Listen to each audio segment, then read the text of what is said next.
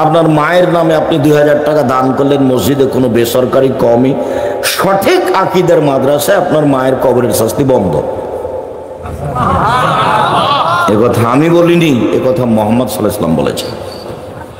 তিনি বলেছেন ইন্না সাদকাতা তুতহারাল কবরে, নিশ্চয় দান কবরের শাস্তি বন্ধ করে দেয়। তিনি বলেছেন ইন্না সাদকাতা তুতফিল খাতিয়াতা কামা ইতফিল মাউন নারা, নিশ্চয় দান মানুষের পাপকে মিটিয়ে দেয়, পানি যেমন আগুনকে নিভিয়ে দেয়। আল্লাহ রাসূল বলছেন ইন্না সাদকাতা তুতফি গাযাবার রাব্বে, ইন্না সাদকাতা সিররে তুতফি গাযাবার রাব্বে, গোপন দান আল্লাহর রাগকে মিটিয়ে দেয়। খুব শক্তিশালী ইবাদত হলো দান। যেটার কথা আপনাকে বললে আপনার মন খারাপ হয়, এটা হলো কিয়ামতের লক্ষণ। আল্লাহ কোনোদিন কাউকে বলেননি যে তোমার উপার্জন থেকে আমাকে দান কর, এই কথা বলেননি। আল্লাহ সবসময় বলেছেন এই আমি যেটা খেতে দিয়েছি ওখান থেকে দান করো, মিম্মা রাযাকনাকুম আনফিকু মিম্মা রাযাকনাকুম, দান করো, আমি যেটা দিয়েছি সেখান থেকে দাও।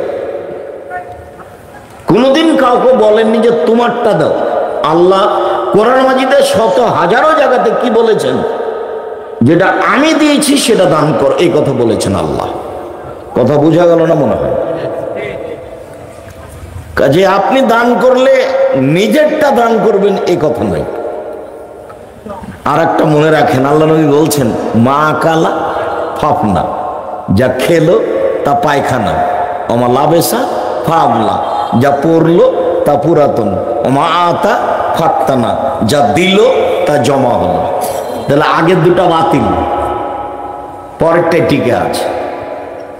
আল্লাহ রাসূল বলছেন মানুষে বলে আমার সম্পদ আমার সম্পদ আমার সম্পদ, অথচ তার সম্পদ নয়।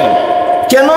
ও যেটা দিয়েছে সেটা তার, আর যেটা রেখে গেছে সেটা ওর ছেলেরা ভাগ করে নেবে, প্রয়োজনে মামলা করে, প্রয়োজনে মারামারি করে নিবে। আমাদের গ্রামে বাপ মরার পরে জমি জায়গা বাড়ি ঘর ভাগ করতে গিয়ে একটা ঢেঁকি থেকে যায়, তখন ঢেঁকিটা কেটে ভাগ করে নিয়েছে।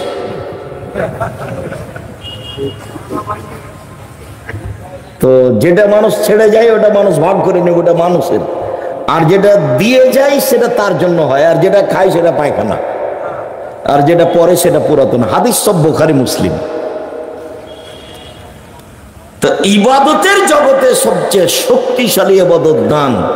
দান যত বড়ই শক্তিশালী ইবাদত হোক না কেন, সদাচরণের নেকি যত ভারী, দানের নেকি তত ভারী নয়।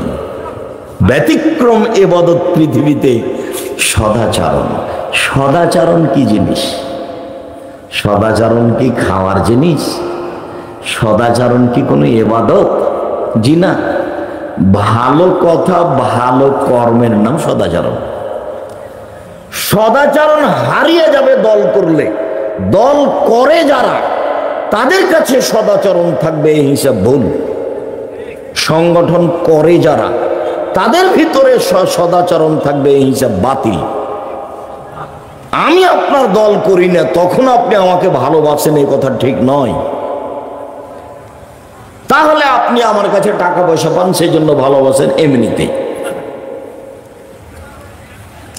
দাঙ্গাবাজি করে যারা, হইচই করে যারা, মারামারি করে যারা, দায়িত্ব নিয়ে কাড়াকাড়ি করে যারা, তারা সদাচরণ টিকাতে পারে না, অসম্ভব। সদাচরণ টিকাতে হলে একবারে খালি থাকতে হবে। যেন সকালে যখন উঠবেন তখন আপনার কেউ শত্রু নাই। যখন ঘুমাবেন তখন বলবেন আল্লাহ যার সাথে যা কিছু ভালো মন্দ ছিল সব মাফ করে দিলাম, ঘুমিয়ে গেলাম। আবার যখন উঠবেন বলে রাখবেন সবকে, এই শোনো, কারো ব্যাপারে আমার সামনে যেন কিছু বলো না। আব্দুর রাজ্জাক সাহেব জানেন আপনার যে কাজের লোক 3 জন না, আমার খুব খারাপ, এইরকম কথা যেন আমার কাছে বলো না।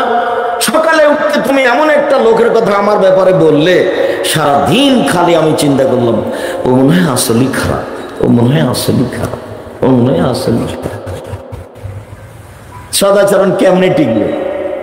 আর দোকানে আড্ডা পিটলে তো সদাচরণের কোনো প্রশ্নই আসে না। তাই আমি বলেছি উপদেশে 4টে জিনিস আপনি মেনে চলেন ভালো হবে।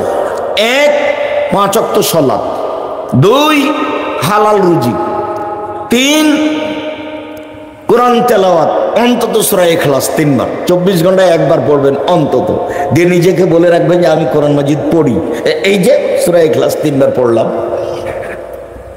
4, দুজন যেখানে বসে আছে সেখানে বসবেন না। দোকানে বসে আড্ডা পিটা চিরদিনের জন্য হারাম। আমরা জীবনে কোনোদিন দোকানের সামনে বসিনি, তত বেঁচে আছে। দোকানের সামনে বসে গল্প করবেন আর কেউ কারো বদনাম করবে, আপনি শুনবেন, তখনও আপনি ভালো আচরণের মানুষ এটা হতে পারে। আর মুরব্বী মানুষ বেটারা টাকা পয়সা ইনকাম করে, প্রতি বছর হজে যায়, এসার সালাত আদায় করে মাথায় টুপি দিয়ে সুন্দর করে দোকানে বসে আছে, ল্যাংটা মেয়ে আসছে দোকানে। ওকে যদি জিজ্ঞাসা করা হয়, মুরব্বী আপনি কি মনে করছেন আমি খুব ভালো? না, কি করি আসলে, এক কাপ চা খাবো তো সেই জন্য বসে আছি। মানে ও বুঝতে পারছে যে আমি এখন ভালো নই। আপনি জিজ্ঞাসা করে দেখেন যে দোকানে বসে আছে এখন। আমি আব্দুর রাজ্জাক বিন ইউসুফ কথা বলছি, কত তার দুঃসাহস, সে দলপাটি কিভাবে করে, এখনো সে বসে গল্প করছে। তার একটু শরম হয় না, তার একটু লজ্জা হয় না, তার একটু হায়া হয় না, তার একটা ইতস্তবোধ হয় না, তার একটা বোধোদয় কাজ করে না, তার একটা মানবতা কাজ করে না। মানবতা ভিন্ন জিনিস, বোধোদয় ভিন্ন জিনিস, হিতাহিত জ্ঞান ভিন্ন জিনিস। এটা লুপ পেয়ে যাবে, মানুষ হয়ে যাবে আগাছা, মানুষ হয়ে যাবে পশু প্রাণীর মতো। একথা আমি বলিনি, একথা আল্লাহ বলছেন, একথা নবী বলছেন। সম্মানিত দিনী ভাই বোন, দাঙ্গাবাজি করে, জুলুম করে, অত্যাচার করে, মামলা করে, আর একজনকে অপমান করে, হেনস্থা করে কেউ কোনোদিন সদাচারের অধিকারী হতে পারে না, অসম্ভব।